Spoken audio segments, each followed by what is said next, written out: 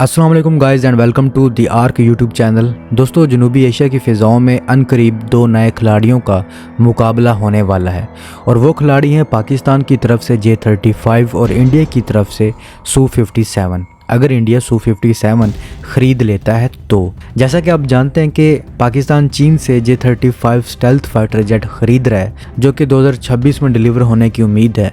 तो इसका काउंटर करने के लिए इंडियन एयरफोर्स अभी तक सोचा बचार में ही पड़ी हुई है कि कौन सा 5th जनरेशन फाइटर जेट ख़रीदा जाए। इंडियन एयरफोर्स के पास 3 ऑप्शन थे, या इंडिया अमेरिका का F-35 ख़रीद ले जो कि अब नामुमकिन सा लग रहा है। जैसा कि आप जानते हैं इंडिया और अमेरिका के रिलेशन कैसे हैं, अच्छे होते तब भी अमेरिका आसानी से ना देता जब तक कि इंडिया रूस के S-400 से दस्तबरदार ना हो जाता। दूसरा ऑप्शन ये था कि इंडिया अपना AMCA फाइटर जेट बना ले, लेकिन जब तक इंडिया इस फाइटर जेट को बना पाएगा तब तक दुनिया 6th जनरेशन फाइटर जेट उड़ा रही होगी, यानी इंडिया अपने इस फाइटर जेट को 2035 से पहले नहीं बना पाएगा। और तीसरा ऑप्शन रूस के Su-57 का है, लेकिन इंडिया इसको भी लेने से हिचकिचा रहा है। इंडिया का मानना है कि रूस ने Su-57 को बेशक एक 5th जनरेशन फाइटर जेट के तौर पर पेश किया है, लेकिन ये अमेरिका के F-35 और F-22 के हम पल्ला नहीं है। ख़ास तौर पर इसकी स्टेल्थ सलाहियत अमेरिकी तैयारों के मुकाबले में कमज़ोर है। इंडिया इसके स्टेल्थ फीचर्स के अलावा इसके इंजन और एवियोनिक्स को भी मगरबी या चीनी हम मनसूबों के बराबर नहीं समझता। रूस का ये प्रोग्राम कई साल तक ताख़ीर का शिकार रहा है और अभी भी Su-57 की पैदावार महदूद है, यानी रूस के पास खुद चंद ही तैयारे मौजूद हैं जिन्हें रूस खुद इतना ज़्यादा इस्तेमाल भी नहीं करता।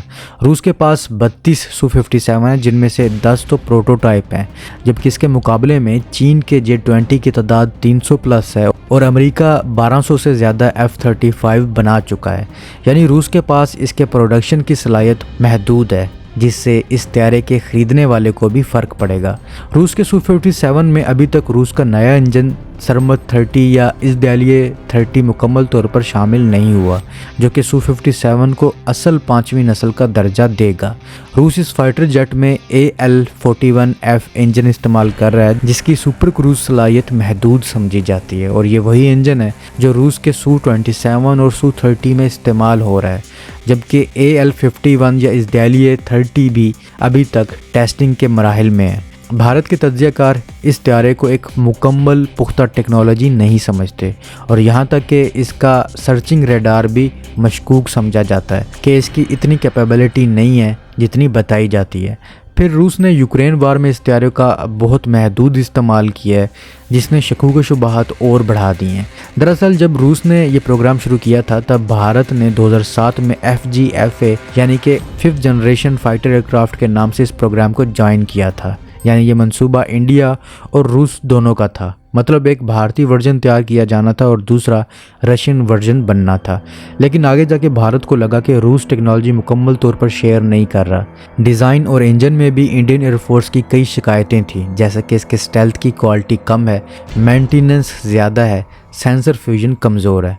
यानी मुख्तलिफ सेंसर्स जैसे radar, electro-optical systems, infrared search and track, electronic warfare sensors और डाटा लिंक इनपुट्स आपस में सही और मौसर अंदाज में मालूमात को फ्यूज़ या यकजा नहीं कर पाते। सादा अल्फाज में सेंसर फ्यूजन का मतलब है कि जहाज़ मुख्तलिफ सेंसर से हासिल होने वाले डाटा को मिलाकर एक मुकम्मल, वाज़े और दुरुस्त तस्वीर तैयार करे ताकि पायलट को दुश्मन के मकाम, हिम्मत, रफ्तार और ख़तरे की नौइयत के बारे में एक ही स्क्रीन पर वाज़े मालूमात मिल सके। लेकिन इंडिया का एतराज़ था कि Su-57 ऐसा नहीं कर पा रहा, और अगर ये निज़ाम कमज़ोर हो तो फाइटर जेट जंग लड़ने का अहल नहीं होता और कोई भी इस तैयारे को आराम से ठोक सकता है। ये निज़ाम कमज़ोर हो तो कुछ मसाइल पैदा होते हैं। मुख्तलिफ सेंसर एक ही हदफ को अलग अलग अंदाज में ज़ाहिर कर सकते हैं। मिसाल के तौर पर रेडार कुछ और बता रहा है और IRST कुछ और बता रहा है। पायलट को अलग अलग मालूमात देख कर खुद फैसला करना पड़ता है कि कौन सी दुरुस्त है। इससे रिएक्शन टाइम सुस्त हो जाता है। अगर फ्यूजन मजबूत ना हो, जहाज़ को दुश्मन के दुरुस्त मकाम का अंदाज़ा लगाने में दुश्वारी होती है, ख़ासतौर पर तब जब दुश्मन स्टेल्थ हो या एक से ज़्यादा हदफ हो। कमज़ोर सेंसर फ्यूजन की वजह से जहाज़ दुश्मन के जैमिंग या डिसेप्शन के हमलों का आसान शिकार बन सकता है, क्योंकि निज़ाम मुख्तलिफ सिग्नल्स में फ़र्क पहचानने में नाकाम रहता है। जदीद तैयारों जैसे कि F-35 में सेंसर फ्यूजन इतना ताकतवर है कि वो खुद कार तौर पर डेटा फिल्टर करता है और सिर्फ दुरुस्त मालूमात दिखाता है। अगर किसी तैयारे में ये सलाहियत कमज़ोर हो तो पायलट को पुराने तर्ज की तरह हर चीज़ अलग अलग देख कर फैसला करना पड़ता है, जो लड़ाई के दौरान ख़तरनाक हो सकता है। मुख्तसरन ये कि सेंसर फ्यूजन कमज़ोर होने का मतलब ये है कि जहाज़ देख तो सब कुछ लेता है लेकिन इसे समझ कुछ नहीं आता। भारत ने तकरीबन $6 अरब लगाने का मंसूबा बनाया था, मगर 2018 में इससे अलहदगी इख्तियार कर ली। ताहम अब रूस ने रिसेंटली भारत के एतराज़ात दूर करते हुए भारत को Su-57 की एक दिलकश ऑफ़र की है और यह ऑफ़र इंडियन एयरफोर्स की ज़रूरियात को मद्देनज़र रखते हुए तैयार की गई है। इस ऑफ़र के मुताबिक रूस इंडिया को Su-57 के साथ साथ सोर्स कोड भी देगा, जिसका मतलब है कि इस फाइटर जेट पर इंडिया अपने वेपन जैसे कि अस्त्रा मार्क 1 और 2, रुद्रम एंटी रेडिएशन मिसाइल्स और एवियोनिक्स को इंटीग्रेट कर सकेगा। ये इंडिया की advanced medium combat aircraft AMCA programme को सपोर्ट करेगा। इसके अलावा इस डील में ऐसा radar, optics, AI, software, communication और हथियारों की डेवलपमेंट में ट्रांसफ़र ऑफ टेक्नोलॉजी भी शामिल है। इसके अलावा इंडिया अपने हाल के नशीक प्लांट पर Su-57E की लोकल प्रोडक्शन भी कर सकता है, जहां Su-30 MKI पहले से बन रहे हैं और रूस इंडिया को इब्तदाई तौर पर AL-41 FL इंजन देगा, लेकिन फिर बहुत जल्द AL-51 यानी कि इसराइली 30 इंजन भी फराहम करेगा। इंडिया इसमें अपना ऐसा रेडार, इंडियन मिशन कंप्यूटर और दीगर इंडियन सिस्टम्स की इंटीग्रेशन भी कर सकता है। मतलब इंडिया को जिस पर एतराज़ था, रूस ने कहा कि हम आपको सोर्स कोड और ट्रांसफ़र ऑफ टेक्नोलॉजी देते हैं, जो चाहो जैसे मर्जी चाहो इस 5th जनरेशन फाइटर जेट में तब्दीली कर दो। अपना मिसाइल लगाना है अपना मिसाइल लगाओ, रेडार लगाना है वो लगा लो। अगर आप अपना इंजन बना लेते हैं तो वो भी इंटीग्रेट कर सकते हैं। यह ऑफ़र वाकई इंतहाई दिलचस्प है और कोई भी मुल्क 5th जनरेशन तैयारों की ऐसी ऑफ़र नहीं देता। इस ऑफ़र के बाद इंडिया के सारे एतराज़ ख़त्म तो हो जाते हैं और इंडिया के अपने 5th जनरेशन के आने तक ये स्टॉप गैप सलूशन के तौर पर देखा जा सकता है।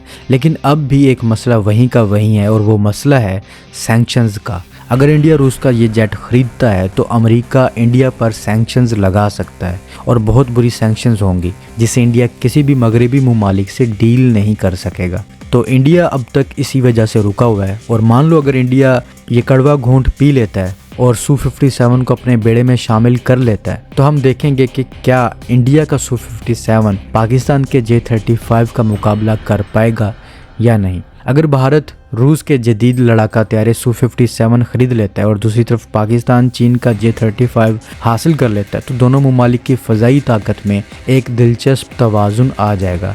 ये दोनों 5वीं नस्ल के स्टेल्थ तैयार हैं, यानी ये रडार पर पकड़े जाने से बचने के लिए बनाए गए हैं, लेकिन इनके डिज़ाइन, ताकत और इस्तेमाल की सलाहियतों में कई फ़र्क हैं।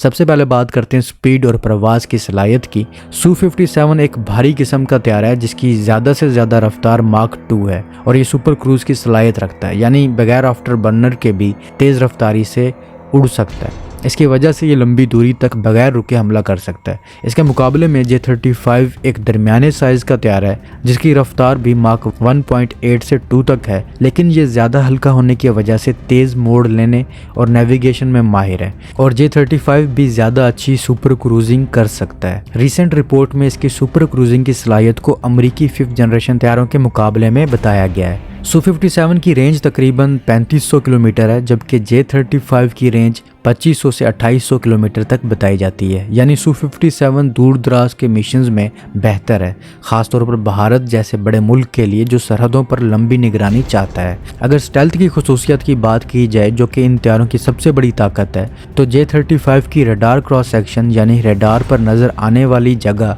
इंतहाई कम बताई जाती है। इसका रडार क्रॉस सेक्शन इंसानी हाथ की हथेली जितना बताया जाता है या चिड़िया जितना, जो इसे तकरीबन नाकाबिले शनाख्त बनाता है। ये चीन की जदीद मेटा मटीरियल टेक्नोलॉजी की वजह से मुमकिन हुआ है, जिससे ये रडार की लहरों को बखेर देता है। दूसरी तरफ Su-57 की स्टेल्थ भी अच्छी है। इसका RCS तकरीबन 0.1 से 0.5 मरबा मीटर तक है, जो चौथी नस्ल के तैयारों से बहुत कम है, लेकिन J-35 जितना कम नहीं है। Su-57 के इंजन के एग्जॉस्ट और बाज़ डिज़ाइन अनासिर रडार पर कुछ हद तक नज़र आ सकते हैं। जो कि इसकी कमज़ोरी है। इसलिए J-35 दुश्मन के रडार से बचने में ज़्यादा माहिर है, जो पाकिस्तान को सरहद पार पोशीदा हमलों में फ़ायदा दे सकता है, जबकि Su-57 को करीब से लड़ाई में अपनी ताकत दिखानी पड़ेगी। हथियारों और हमलों की बात करें तो दोनों तैयारे मल्टी रोल हैं, यानी हवाई और ज़मीनी दोनों हदफ पर हमला कर सकते हैं। Su-57 के 12 हार्ड पॉइंट्स हैं, यानी जिनमें ये अपने वेपन कैरी कर सकता है। 6 हार्ड पॉइंट्स इसके इंटरनल वेपन बे में मौजूद हैं, जबकि 6 हार्ड पॉइंट्स एक्सटर्नल है, यानी स्टेल्थ मोड ऑफ करके अगर लड़ना हो तो ये अपने तमाम हार्ड पॉइंट्स यूज़ कर सकता है। इसके अंदरूनी कंपार्टमेंट्स में 4 K-77M air to air missile, KH-59 Mark II cruise missile और KH-35 एंटी शिप मिसाइल रखे जा सकते हैं, और ये 30 mm की तोप भी लगा सकता है। J-35 की अगर बात करें तो इसमें भी 12 हार्ड पॉइंट्स हैं, 6 इंटरनल वेपन बे में और 6 अंडर विंग्स हैं, और ये अपने साथ PL-10, PL-15, PL-17 और PL-21 जैसे ख़तरनाक मिसाइल ले जा सकता है। इसके अलावा लैंड अटैक मिसाइल्स भी ले जा सकता है। J-35 का सबसे long range air to air missile PL-17 है, जिसकी रेंज 500 किलोमीटर तक बताई जाती है, और ये बहरी हदफ पर भी मौसर है, जबकि Su-57 का long range air to air missile R-37M है, जिसकी रेंज 400 किलोमीटर तक बताई जाती है। दोनों की हथियार ले जाने की सलाहियत तकरीबन 8 टन तक है। सेंसर्स और इलेक्ट्रॉनिक्स की सलाहियत में अगर मुकाबला किया जाए तो Su-57 में N036 बेल का ऐसा रेडार है जो 360 डिग्री कवरेज देता है, लेकिन इसके बारे में कुछ शकूक व शुबहात हैं। ताहम अगर इंडिया इसमें अपना ऐसा रेडार लगाता है जो कि उत्तम ऐसा रेडार है, तो इसकी कारकर्दगी में अच्छा खासा फ़र्क आ जाएगा। बढ़ेगी नहीं बल्कि गिर जाएगी, क्योंकि उत्तम की रेंज ही 150 किलोमीटर तक है, और जबकि दुश्मन 500 किलोमीटर से ही इस पर मिसाइल मार रहा होगा। रेडार किसी भी फाइटर जेट की आंखें होती हैं, और अगर आप 150 किलोमीटर तक देख सकते हो और उससे आगे नहीं देख सकते, तो इसका मतलब है कि 150 किलोमीटर से आगे तुम्हारा दुश्मन तुम्हारे इंतज़ार में बैठा है और तुम्हें अच्छी तरह देख रहा है, और जिस दुश्मन को तुम देख नहीं सकते उस पर हमला कैसे करोगे। तो इंडिया इस पर अपना रेडार लगाने की गलती नहीं करेगा। J-35 में जदीद सेंसर फ्यूजन और नेटवर्किंग है, जिसे दीगर चीनी तैयारों जैसे कि J-20 से जोड़ता है, और ये इंफॉर्मेशन वारफेयर में माहिर भी है। चीन की टेक्नोलॉजी की वजह से J-35 का इलेक्ट्रॉनिक वारफेयर सिस्टम ज़्यादा जदीद लगता है, जो पाकिस्तान को नेटवर्क्ड हमलों में मदद देगा। मजमूई तौर पर अगर भारत Su-57 ले आता है और इसकी कई खामियां जो अभी नज़र आ रही हैं वो ख़त्म कर दे, तो इसकी फ़ज़ाइया को ताकत, रेंज और मैन्यूवरेबिलिटी का फ़ायदा मिलेगा, जो सरहदी झड़पों और लंबे मिशंस में कारआमद साबित होगा। और पाकिस्तान का J-35 स्टेल्थ और तेज़ रफ्तारी की वजह से पोशीदा हमला कर सकता है, पर इस सब के बावजूद एंड पर जीतेगा वही तैयारा जिसका पायलट काबिल होगा। तो अब तक के लिए इतना ही। Subscribe for more.